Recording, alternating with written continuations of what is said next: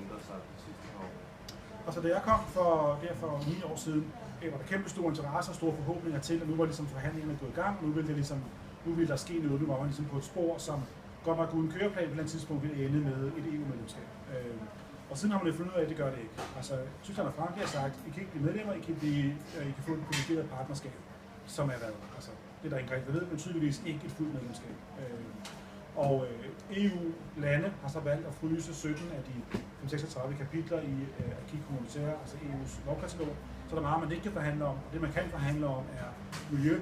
Det koster 120 milliarder kroner euro for Tyrkiet at komme op på EU's miljøstandarder.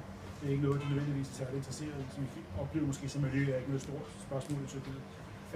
Noget, de også kunne forhandle om, er det, der hedder public procurement, altså offentlige indkøb i stationer og sådan noget. Det er der, korruptionen ligger. Så det er heller ikke særlig sjovt at have sådan noget træls EU-gennemsigtighed og sådan noget. Så derfor så det går lidt i stort perspektivet, der har fortonet sig.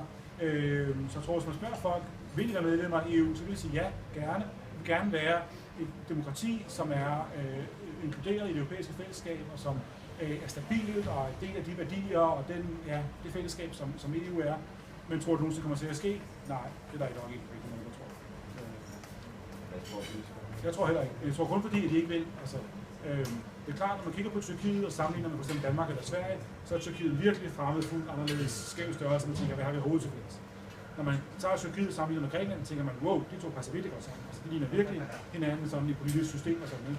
Og det er det, vi måske har været lang tid om at indse i Nordeuropa, at vi er ikke EU. Altså EU er i hvert fald også Grækenland og Italien. Deres måde at se på, man kan bare sige sådan, altså vi i Nordeuropa er jo organisation, disciplin, struktur, regler, og i Sydeuropa er det mere sådan følelser og store, sådan abstrakte, fluffy visioner for det fælles Europa, solidaritet og sådan noget. Altså, og vi sidder og siger, hvad med regler? Altså, og de siger, jamen, hvad med visionen, hvad med ligesom fællesskabet og sådan noget, ikke?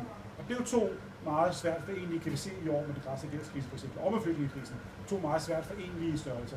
Tyrkiet er klart på det der Sydeuropa-hold, altså kan sagtens finde en plads i det selskab.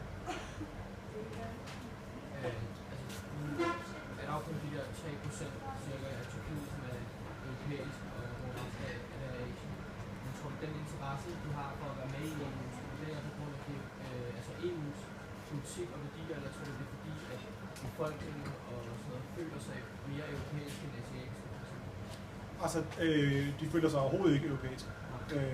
Det gør grækerne heller ikke. Altså, de snakker altid sådan om Europa i tredje person. Altså, det er, at europæerne mener de, der er sådan noget, og så os, eller vi tager til Europa, siger de. Så der er ikke nogen tvivl om, at de føler sig ikke som, altså identitetsmæssigt føler de sig ikke som europæere.